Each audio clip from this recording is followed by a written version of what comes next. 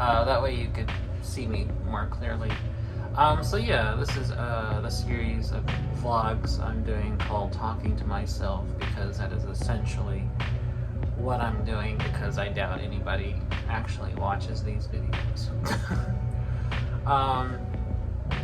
So I've been thinking lately about a few things.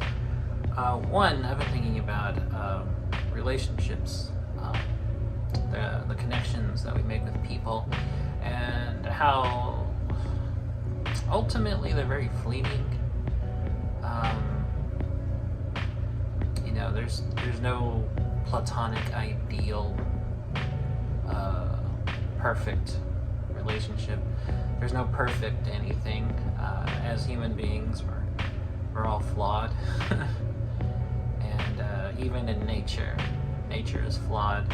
So there's really no perfect, like, platonic realm of the ideal. Everything is flawed. Everything is messed up. But I've been thinking about people in general and how we connect with one another, and how we seek each other out because we're lonely, because we have that built-in wiring that requires connection, social interaction, relationships, albeit friendly or romantic or whatever, and how, because of our flaws, despite our needs to connect with other people, we ultimately will disappoint and hurt the other person, or everybody else, whether it's family or friends or partners or spouses or whatever. We all hurt each other. We all disappoint each other. I've been thinking about this because I've been reflecting on my life lately, and I'm reflecting on how everyone, literally everyone, from family to friends to even distant relatives to teachers to classmates to partners to everybody, coworkers, have let me down, disappointed me, or hurt me in some way. And I know that's just the universal human experience. That's just the human condition. And we kind of perpetuate that cycle because we need it. We have this irrational desire to connect with others, to be around people, to kind of need that interaction, the human touch, so to speak. And even those of us like myself who are introverts, we still need some degree of that. Much as we may not want that, we do still, in fact, need it. And I can speak from personal experience when I say it's something I definitely wish I didn't. And I'm sure I'm not alone in that sentiment. I'm sure there's many people out there, and maybe some of them, one or two, will even see this, that feel the same way. We wish we could just turn off that innate need for connection, to relate to somebody else. Or maybe I'm just a weirdo and I just don't feel it at all. Now, there are people, of course, who don't have that need, who are born without a lot of inert social needs, social desires, emotions, people of that sort. And that can be a good and bad thing, depending on what the circumstances or what those lack of things those lack of needs lead to in somebody. But empathy is important, and I know not everyone has it. And to be honest, to me that's kind of a scary thought of someone not having it. And I'm speaking of someone who is by and large very anti-humans. I very much don't like people. However, I do understand and feel empathy do believe in that idea of the golden rule of like I want to treat people the way I would want them to treat me. And no, I'm not religious. I fucking hate religion, but you don't need religion to be a good person. But no, just having empathy is good. And I know there's people who are without it, who are born without the capacity for it.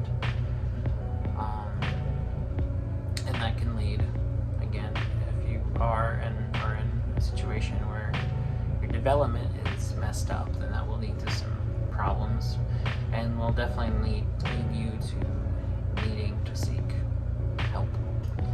But yeah, I've just been thinking about all this stuff because I think the thing that led to me thinking about that is because I've been planning for the last few months about writing a memoir about my life, and part of that has been thinking about the experiences I've had, and thinking about the experiences I've had have led me to thinking about the people who have hurt me. And it's a long list of people.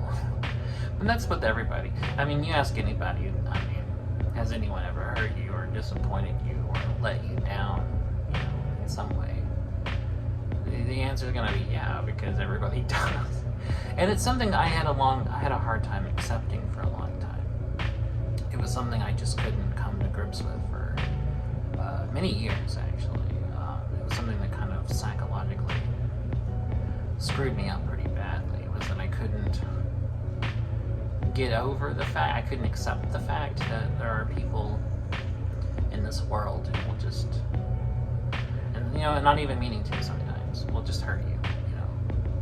Parents did, grandparents did, aunts and cousins and uncles have, and friends have, even best friends have. And another thing I've been thinking about in regards to relationships is, like I said, they're fleeting. Like, not every relationship you have is going to last your whole life. People come and go. And sometimes that hurts too. Sometimes when somebody just doesn't want to be around you anymore, or maybe you do something to push them away, and you still feel bad about it, and it still hurts, and that's something I've been on both ends of it. I have inadvertently pushed people away. I've had people push me away. And other people, I pushed away because they were just shitty people. So, I've kind of been on all of it. And even though the shitty people, I still missed them. As weird as that sounds, I just knew them for so long that there was a part of me that still kind of felt like, oh, you were an asshole and I didn't like you, but part of me still kind of misses having you around, kind of thing. And I know that's completely irrational. I know that doesn't make any kind of sense, but it's no less true. It's just, I think that's just also a human thing as well, because humans are, we're all weird, we're all strange.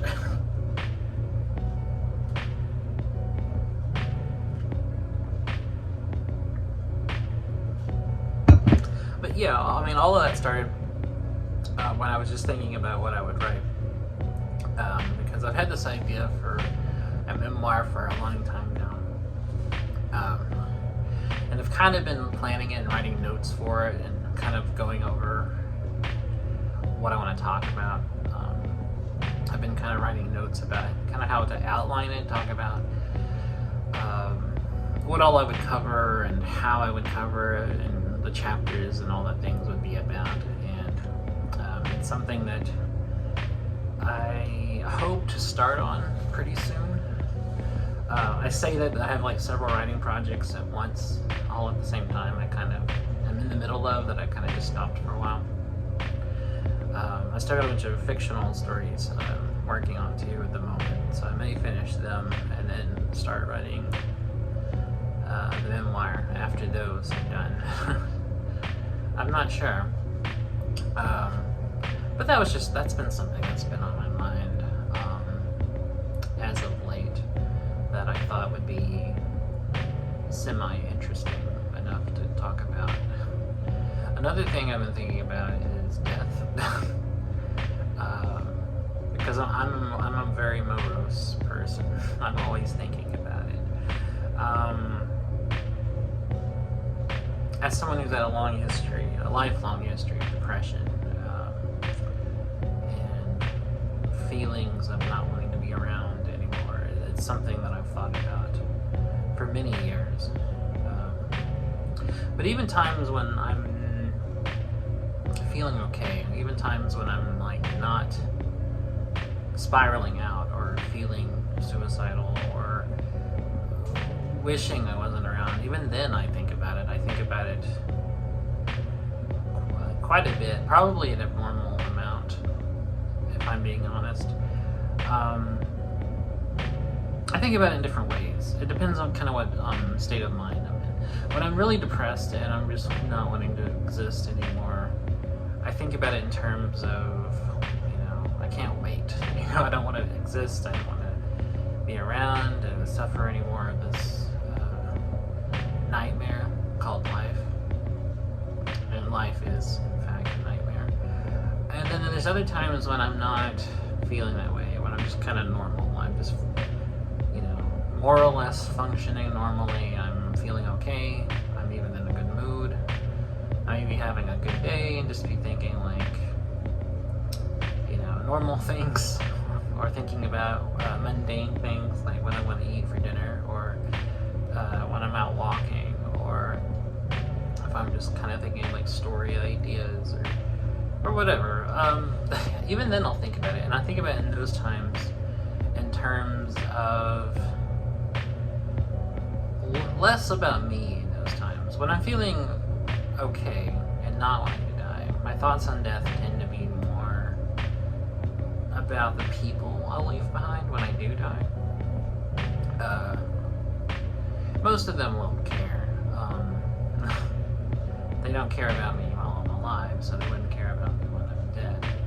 But there are maybe 2 or 3 people that would feel bad about that. But I think about not necessarily, I guess in those times it's not necessarily death itself I'm thinking about, but more the aftermath of my own. I think a lot about not only the people I'll leave behind and how they'll feel about it, but I think about just all the practical stuff after it. I think about whether or not my relatives will cremate me or bury me in a coffin, or if they'll have a service or a wake, or if they won't do anything at all, or if they'll just let the state take my corpse and dispose of it, or I think about my stuff, like books and notebooks and material things I own. I think about what will happen to them. Probably I imagine somebody will just come in and probably just throw it all out. But I think about that sometimes. Sometimes I'll just be sitting here, maybe drawing or listening to music or something, and I'll look around my apartment and I'll think to myself, one day I'm just not going to be here, and my stuff will just be sitting here. And I guess my landlord will come throw it out. Or, and this is something I've been thinking about doing, is making a will and leaving it all to somebody in my family. And that's something that I surprisingly haven't done yet, considering it's something I think about a lot. It's a topic that stays in my mind quite a bit. And part of that is also, I think about all the things that I'll leave undone. There's a lot of things that I know I won't live long enough to get around to. And I think about that too. I think about the whole, what I'll have left undone when I am dead. All the things I haven't done, all the places I haven't seen, all the people I never met, all the stories I wanted to write, or all the things I wanted to draw, or videos I wanted to make that I just never got around to. And I try to do a lot now. I mean, I do try to while I'm still alive, I do try to do as much as I can, you know, but I don't necessarily always have motivation 24/7 to just constantly be working on, you know, creative projects or whatever. But, and there's, you know, I just kind of have had to accept that too, that there's just always going to be things that I'm not going to finish, that I just will have left behind, you know, because that's what we do when we die. We just leave things behind and leave people behind. And that's something else that it took me a long time to kind of come to accept. So those are just the things I've been thinking about, is really weighty existential things like that. I mean, that's not all I think about. I think about a bunch of, you know, random stuff too. Not all of it is that dense, but those are two things that I think about: relationships with people, how we are people, and death, and how I'll leave everything behind, and how the world will still keep going on without me, because it's always done that. People die every day, and the world still goes on without them. And one day I'll die, maybe even tomorrow, and the world will still go on without me. And then everything I've been working on will just be unfinished. If I'm drawing, it'll be an unfinished sketch. If I'm working on a video, then it won't be finished. If I'm reading a book, then I'll never finish it. All these unfinished things.